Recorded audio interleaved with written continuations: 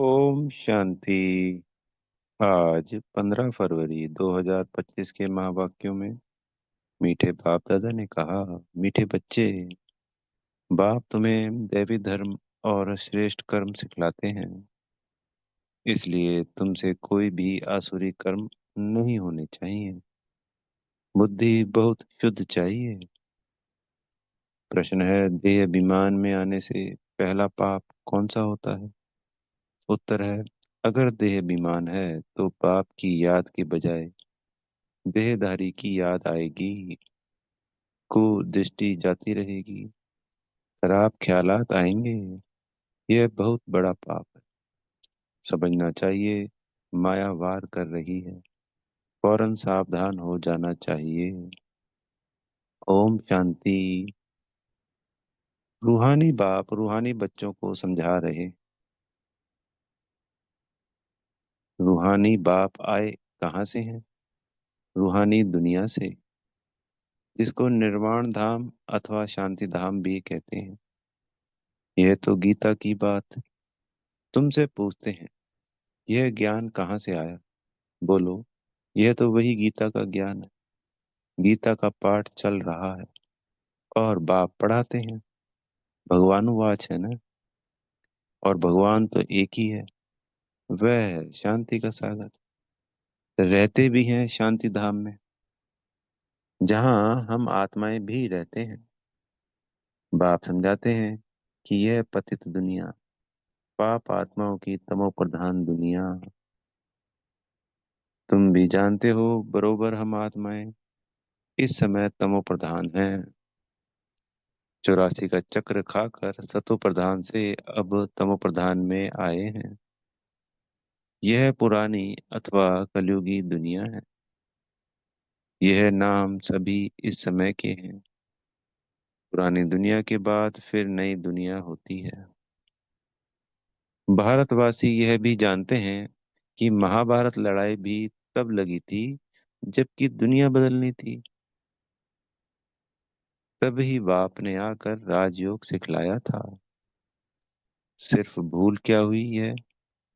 एक तो कल्प की आयु भूल गए हैं और गीता के भगवान को भी भूल गए। तो कल्प की आयु लाखों वर्ष और गीता का भगवान श्री कृष्ण को बता दिया। तो गीता के भगवान को भूलकर श्री कृष्ण तो गॉड फादर को तो गॉड फादर कह नहीं सकते। आत्मा कहती है गॉड फादर, तो वह निराकार हो गया, क्योंकि आत्मा भी निराकार है। तो निराकार का पिता तो निराकार होगा और साकार का पिता साकार होता है। तो श्री कृष्ण तो साकार है। और सभी धर्म वालों का श्री कृष्ण कैसे पिता हो सकता है, अगर पूरे विश्व का भगवान पिता एक ही होता है?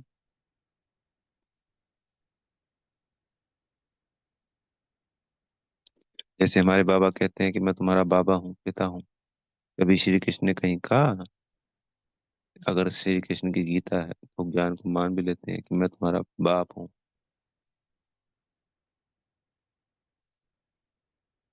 तुम मेरे बच्चे हो सभी। किसी और शास्त्र में आया कि मैं तुम्हारा बाप हूँ, पिता हूँ? विष्णु जी ने कहा हो?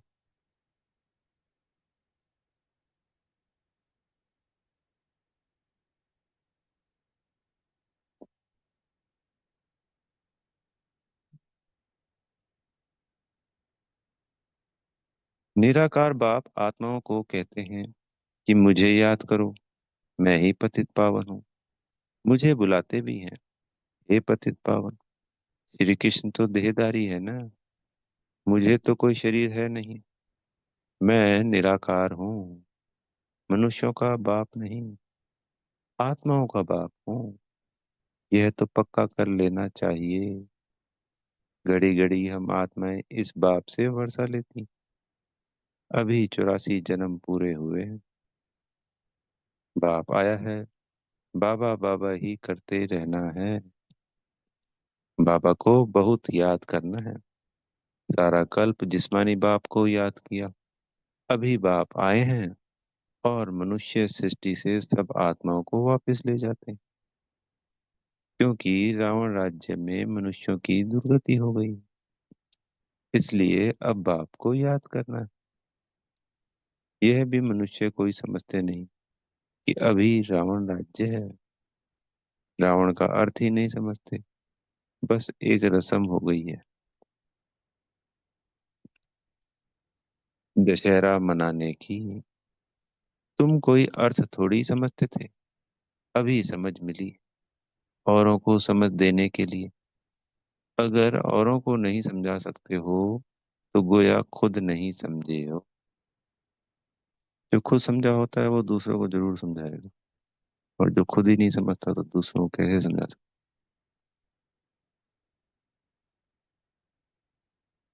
बाप में सृष्टि चक्र का ज्ञान है। हम उनके बच्चे हैं।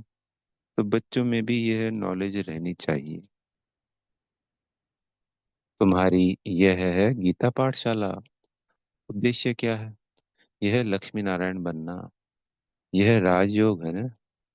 नर से नारायण, नारी से लक्ष्मी बनने की यह नॉलेज है। वो लोग कथाएं बैठ सुनाते हैं। यहाँ तो हम पढ़ते हैं। हमको बाप राजयोग सिखाते हैं। यह सिखाते ही हैं कल्प के संगम युग पर। बाप कहते हैं मैं पुरानी दुनिया को बदल नई दुनिया बनाने आया हूँ। नई दुनिया में इन्हों का राज्य था। पुरानी में नहीं। फिर जरूर होना चाहिए। चक्र तो जान लिया है। मुख्य धर्म है चार। अभी डिटिज्म है नहीं। देवी धर्म भ्रष्ट और देवी कर्म भ्रष्ट बन पड़े हैं। अभी फिर तुमको देवी धर्म श्रेष्ठ और कर्म श्रेष्ठ सिखला रहे हैं। तो अपने पर ध्यान रखना है। हमसे कोई आसुरी कर्म तो नहीं होते हैं। माया के कारण कोई खराब ख्यालात तो नहीं बुद्धि में आते। कुदृष्टि तो नहीं रहती है।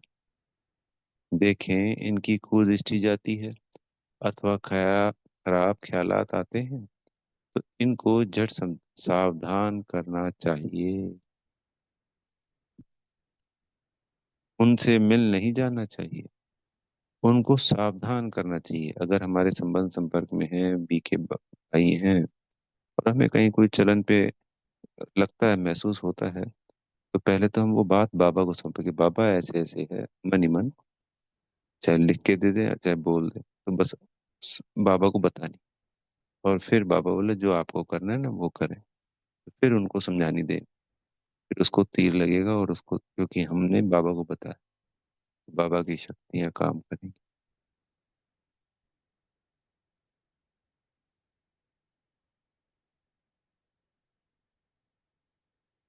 उनको सावधान करना चाहिए। तुम्हारे में माया की प्रवेशता के कारण यह खराब ख्यालात आते हैं। योग में बैठ बाप की याद के बदले कोई की देह तरफ ख्याल जाता है तो समझना चाहिए यह माया का वार हो रहा है। मैं पाप कर रहा हूँ। इसमें तो बुद्धि बड़ी शुद्ध होनी चाहिए। हंसी मजाक से भी बहुत नुकसान होता है। इसलिए तुम्हारे मुख से सदैव शुद्ध वचन निकलने चाहिए, कुवचन नहीं। तो ठिठोली हो गई, बड़ी चिटचैट हो गई प्रेम से। हम ठहाके लगा के नहीं हंसना है। ठहाके लगा के हंसना राक्षस प्रवृत्ति है। जैसे हम जब रामायण महाभारत देखते हैं टीवी में, तो राक्षसों को दिखाते हैं ना ठहाका लगाते हुए। तो राम है या श्री कृष्ण है, वो कैसे मुस्कुराते रहते हैं? कभी उनको ठहाका लगा के थोड़ी देखा है। टीवी में भी समझने के लिए बातें हैं ये। तो देवी देवता क्या होता है, हमेशा मुस्कुराते रहते हैं, हमेशा हर्षित मुख। तो फूड़ मजाक करना, दूसरों की गुलानी का मजाक करना, किसी कमी कमजोरी का मजाक उड़ाना, के लगा के हंसना, ये सब आसुरी प्रवृत्ति है।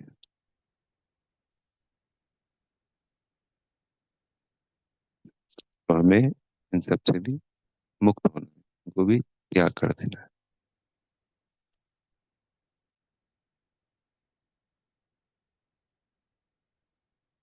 ऐसे नहीं कि हमने तो हंसी की, वह भी नुकसान कारक हो जाती है। हंसी भी ऐसी नहीं करनी चाहिए जिसमें विकारों की वायु हो। बहुत खबरदार रहना है। तुमको मालूम है, नागे लोग हैं, उनके ख्याल विकारों की तरफ नहीं जाएंगे। रहते भी अलग हैं, परंतु कर्मेंद्रियों की चलाए मानी सिवाय योग के कभी निकलती नहीं है। काम शत्रु ऐसा है जो किसको भी देखेंगे, योग में पूरा नहीं होंगे तो चलाए मानी जरूर होगी। अपनी परीक्षा लेनी होती है। बाप की याद में ही रहो तो यह कोई भी प्रकार की बीमारी ना रहे। योग में रहने से यह नहीं होता है। सतयुग में तो कोई भी प्रकार का गंध नहीं होता है। वहां रावण की चंचलता ही नहीं जो चलाए मानी हो। वहां तो योगी लाइफ रहती है। यहाँ भी अवस्था बड़ी पक्की चाहिए। योग बल से यह सब बीमारियां बंद हो जाती हैं। इसमें बड़ी मेहनत है। राज्य लेना कोई मासी का घर नहीं। तो ये हमारे बाप का घर है, इसलिए बाबा कहते हैं ये मासी का घर नहीं। तात्पर्य पुरुषार्थ करना होता है, मेहनत करनी होती है। पर इसको हम दिल से ये कहते हैं, जी बाबा, मासी का घर तो नहीं है पर हमारे बाप का घर तो है ना। पुरुषार्थ तो करना है ना। ऐसे नहीं कि बस जो होगा भाग्य में सो मिलेगा। धारणा ही नहीं करते, गोया बाई पैसे के पद पाने के लायक हैं। सब्जेक्ट तो बहुत होती है ना। कोई ड्राइंग में, कोई खेल में मार्क्स ले लेते हैं, वह है कॉमन सब्जेक्ट। वैसे ही यहाँ पे भी सब्जेक्ट है, कुछ ना कुछ मिलेगा। तो इन सब्जेक्ट में ज्यादातर जो ब्राह्मण बच्चे हैं, चार सब्जेक्ट है। तो एक ज्ञान और एक सेवा। इसमें तो दो में सभी बच्चे आगे हैं, क्योंकि सेवाएं बहुत अच्छे तरीके से पूरे विश्व में फैल रही है, ज्ञान भी फैल रहा है। पर याद और धारणा, तो पहले नंबर पे सहज है, मान लीजिए। सेवा स्थूल सेवा भी है, सूक्ष्म सेवा भी है, पर स्थूल सेवाएं सहज तौर पे। ज्ञान सहज तौर पे बिल्कुल फिर तीसरे नंबर पे धारणा और चौथे नंबर पे याद। तात्पर्य कि याद बहुत कम है, इसलिए इसको चौथे नंबर पे डाला। धारणाएं पूरी नहीं है जिस हिसाब से यज्ञ में होनी चाहिए। बाबा जो बाबा की इंस्ट्रक्शंस हैं सारी की सारी, चाहे वो खान पान की है, संपूर्ण पवित्रता की है, फ्रेश होने के बाद स्नान की है। कभी भी दिन में हम अगर फ्रेश होने जाते हैं तो स्नान जरूर करना है, चाहे सर्दी है, चाहे गर्मी है, चाहे दिन है, चाहे रात। ये कायदा नियम है। तो और भी है धारणाएं, ये स्थूल हो गई, सूक्ष्म में भी है।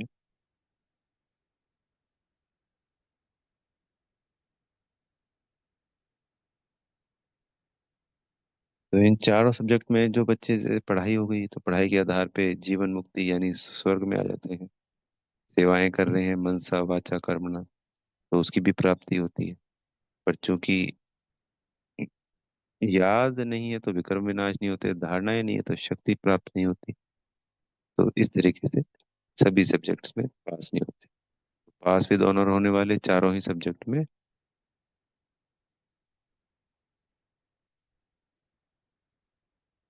अ, निपुण होंगे, पास विद ऑनर होंगे। तो वह है कॉमन सेंस। जैसे बाबा ने अभी बताया कि खेलों में मार्क्स ले लेते हैं, ड्राइंग में मार्क्स ले लेते हैं, बाकी के सब्जेक्ट में रह जाते हैं। वैसे ही यहाँ भी सब्जेक्ट्स हैं, कुछ ना कुछ मिलेगा। बाकी बादशाही नहीं मिल सकी, वह तो सर्विस करेंगे तब बादशाही मिलेगी। उसके लिए बहुत मेहनत चाहिए। बहुतों की बुद्धि में बैठता ही नहीं है। जैसे कि खाना हजम ही नहीं होता, उच्च पद पाने की हिम्मत नहीं, इसको भी बीमारी कहेंगे ना। तुम कोई भी बात में देखते ना देखो, रूहानी बाप की याद में रह औरों को रास्ता बताना है। अंधों की लाठी बनना है। तुम तो रास्ता जानते हो। रचयिता और रचना का ज्ञान, मुक्ति जीवन मुक्ति तुम्हारी बुद्धि में फिरते रहते हैं। जो जो महारथी हैं, बच्चों की अवस्था में भी रात दिन का फर्क रहता है। कहाँ बहुत धनवान बन जाते, कहाँ बिल्कुल गरीब। रजाई पद में तो फर्क है ना। बाकी हाँ, वहाँ रावण न होने के कारण दुख नहीं होता है। बाकी संपत्ति में तो फर्क है। संपत्ति से सुख होता है।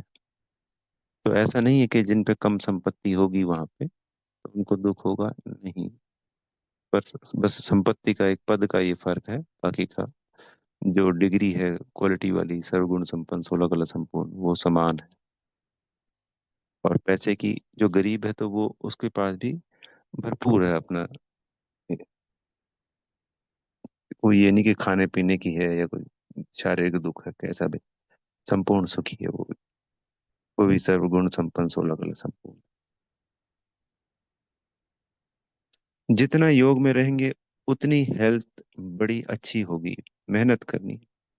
बहुतों की तो चलन ऐसी रहती है जैसे अज्ञानी मनुष्यों की होती है। वह किसका कल्याण कर नहीं सकेंगे।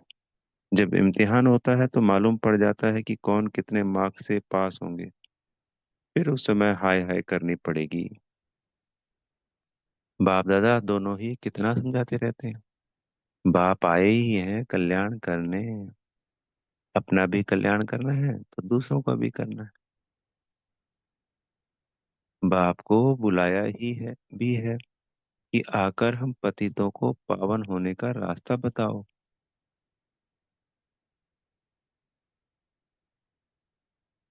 तो बाप श्रीमत देते हैं, तुम अपने को आत्मा समझ देह अभिमान छोड़ मुझे याद करो। कितनी सहज दवाई है। बोलो।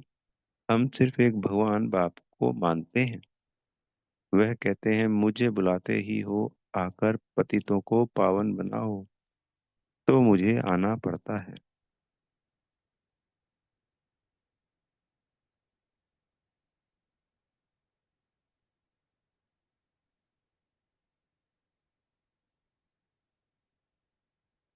ब्रह्मा से तुमको कुछ भी मिलना नहीं है।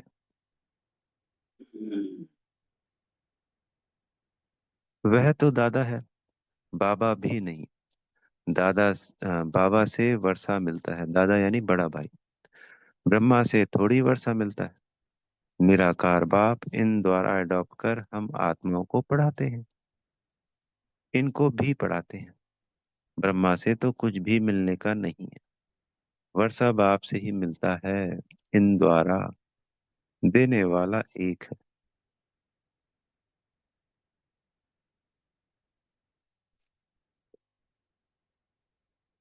उनकी ही महिमा है। वही सर्व का सदगति दाता है। यह तो पूज्य से फिर पुजारी बनते। सतयुग में थे, फिर 84 जन्म भोग, अब पतित बने हैं। ये कहानी अकेले ब्रह्मा बाबा की नहीं है, हम सभी की है। फिर पूज्य पावन बन रहे हैं। हम बाप द्वारा सुनते हैं। कोई मनुष्य से नहीं सुनते। मनुष्यों को तो है ही भक्ति मार्ग। यह है रूहानी ज्ञान मार्ग। ज्ञान सिर्फ एक ज्ञान सागर के पास ही है। बाकी यह शास्त्र आदि सब भक्ति के हैं। शास्त्र आदि पढ़ना, यह सब है भक्ति मार्ग। ज्ञान सागर तो एक ही बाप है। हम ज्ञान नदियां ज्ञान सागर से निकली हैं। बाकी वह है पानी का सागर और नदियां। बच्चों को ये सब बातें ध्यान में रहनी चाहिए। अंतर्मुख हो, बुद्धि चलानी चाहिए। अपने आप को सुधारने के लिए अंतर्मुख हो, अपनी जांच करो। तो अपनी जांच करनी होती है। और जैसे हम बार बार कहते हैं मुरलियों के द्वारा, बाबा कहते हैं कि भाई इस ज्ञान में आने के बाद स्वयं से बातें करनी होती। वही स्वयं पे मनन चिंतन, ज्ञान का मनन चिंतन। तो शांत होके तो करेंगे ना। और स्वयं पे फोकस करेंगे, कहाँ हम गलतियां कर रहे हैं, क्या क्या कमी खामियां निकल गई हैं, क्या क्या रह गई हैं। और उसी को हो गया अपने मनन चिंतन करना, ही अपने आप से बातें करना। तो स्वयं पे फोकस करना। और फिर बाबा से चिट चैट कर ही रहे हैं, ये बाबा से भी हो गई कि बाबा मुझ में ये कमी है, ये आपको अर्पण करता हूँ, इसको कैसे ठीक करना है, मार्गदर्शन करें, शक्तियां दें। नहीं, दे नहीं, मतलब अपने आप ही शक्तियां मिलती है, और परम धाम जाके वो कमी कमजोरी अर्पण करें, तो अपने आप बाबा से हमें शक्तियां मिलेंगी, मांगनी नहीं है। बाबा तैयार है। और जब सच्चाई सफाई से हम बाबा को बताएंगे तो बाबा की मदद भी मिलेगी, मुरली से हमें उस बात की समझाने भी मिलेगी, और बाबा से शक्तियां भी मिलेंगी।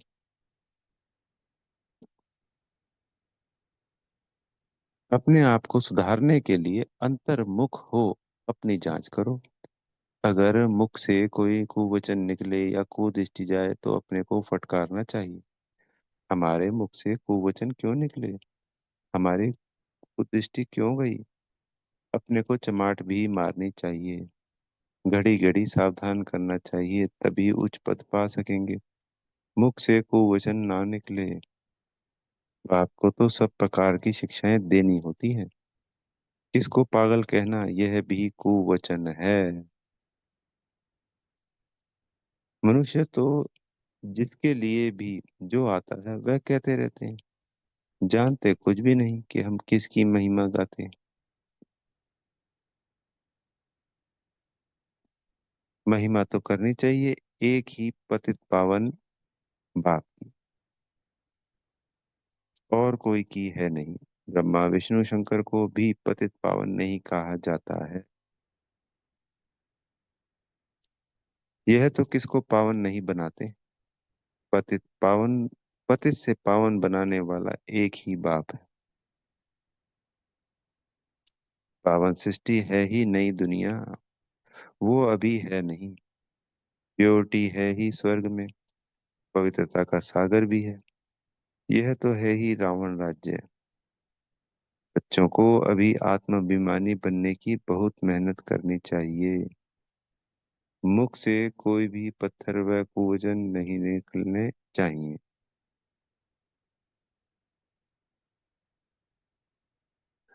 बहुत प्यार से चलना है।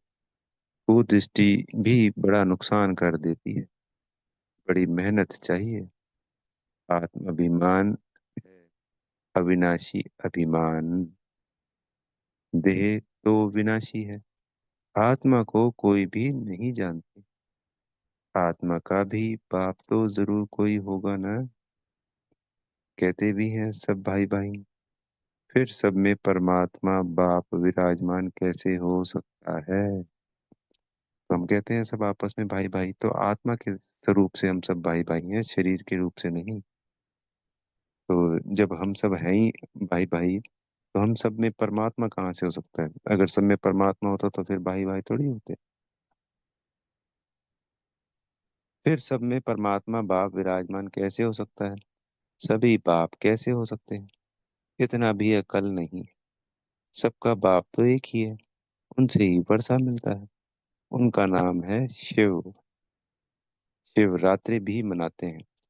रुद्ररात्रि व श्री कृष्ण रात्रि नहीं कहते। मनुष्य कुछ भी नहीं समझते हैं।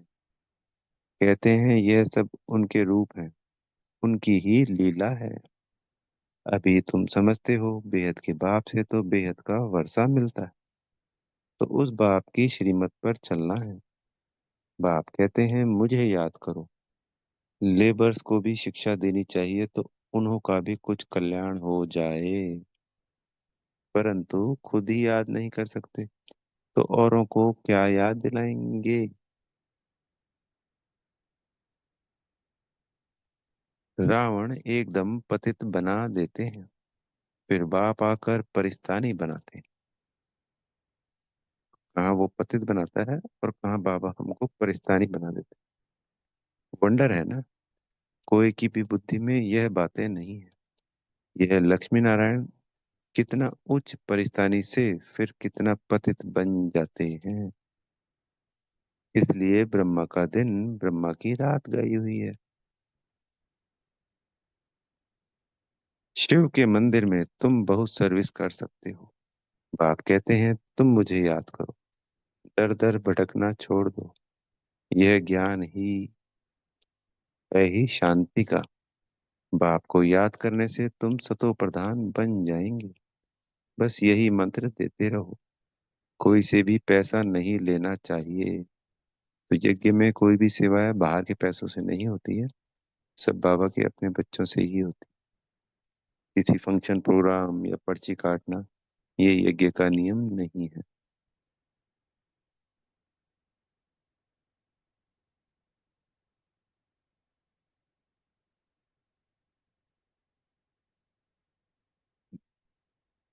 कोई से भी पैसा नहीं लेना चाहिए जब तक पक्का ना हो जाए, यानी ज्ञान में चलने ना आ जाए।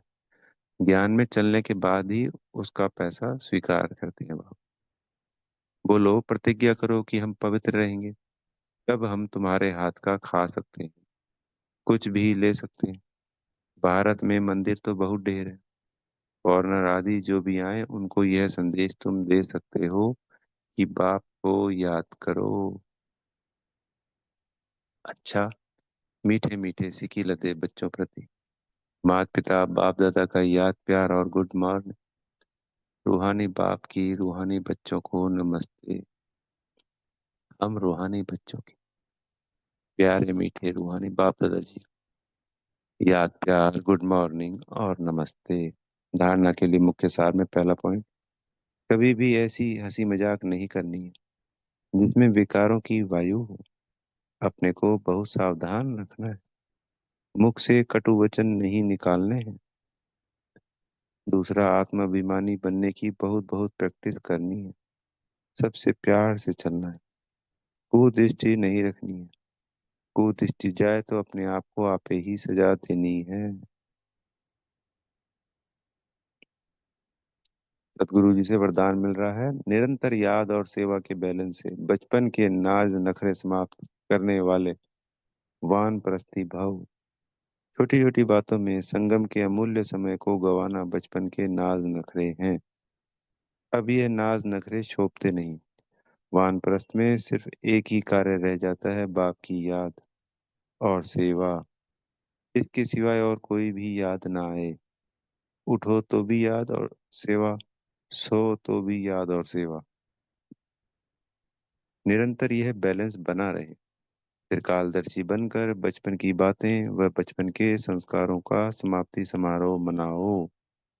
तब कहेंगे वानप्रस्थी। स्लोगन है आज का, सर्व प्राप्तियों से संपन्न आत्मा की निशानी है संतुष्टता। संतुष्ट रहो और संतुष्ट करो। अव्यक्त इशारे हैं, एकांत प्रिय बनो, एकता और एकाग्रता को अपनाओ। एकांत तो एकांत एक तो स्थूल होती है, वो हो गया कहीं पार्क में गए अकेले बैठे, वो वो हो गया स्थूल में, या एक कमरे में अकेले हैं। दूसरी सूक्ष्म भी होती है। एकांत के आनंद के अनुभवी बन जाओ तो बहुमुखता नहीं, बाहरे मुक्ता अच्छी नहीं लगेगी। अव्यक्त स्थिति को बढ़ाने के लिए एकांत में रुचि रखनी है। एकता के साथ एकांत प्रिय बनना है। उस संगठन में तो हो गई एकता। और ये वाली जो एकांत प्रिय होता है, जो सूक्ष्म में है, चाहे भीड़ है कहीं पे भी, पर हम आत्मिक स्थिति में स्थित होके उसी पे ध्यान दे रहे हैं, अपना सम्मान में है या अपने आप से बातें कर रहे हैं। वो अनेकों में आत्माओं के बीच में होते हुए भी स्वयं पे फोकस है। स्वयं की ही बातें कर रहे हैं, स्वयं से। जैसे बाबा ने बताया कि एक तो बाबा की याद और दूसरा मनसा सेवा, ये दोनों चलती रहे। और फिर संसार में कुछ भी हो रहा है, कितनी भीड़ है, कितना ही शोर है, कुछ भी है, तो इसको कहेंगे सूक्ष्म में एकांतवासी। तो ऐसा एकांतवासी बनने के लिए बाबा हमें कहते हैं। अच्छा, ओम शांति। बेहद का धन्यवाद मेरे प्यारे मीठे माता पिता बाप दादा जी का, आप सभी आत्मा भाइयों का, और ढेर सारी बेहद की शुभकामनाएं शुभ भावनाएं सभी आप। ओम शांति।